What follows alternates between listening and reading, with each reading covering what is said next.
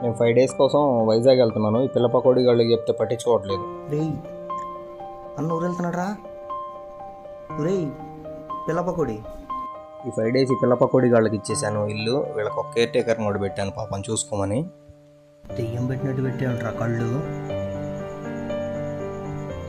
రేయ్ అన్న ఊరు వెళ్తున్నాడు రా. రేయ్ పిచ్చి పకోడీ. నేను ఊరు వెళ్తున్నానంటే ఒక్కడికి కూడా లెక్కలేదు. కడు కూడా పట్టించుకోవట్లేదురా. రేయ్ వెళ్ళిపోతాను నేను. ఊరు వెళ్ళిపోతున్నాడు కదా, ఎవరు ఉండరేమో అని చెప్పి దొంగతనానికి వస్తారేమో మా ఇంటికి. వీళ్ళిద్దరు ఉంటారు, తీసుకెళ్ళండి. మా ఇంట్లో వీళ్ళిద్దరు తప్ప ఎవరు ఉండరు.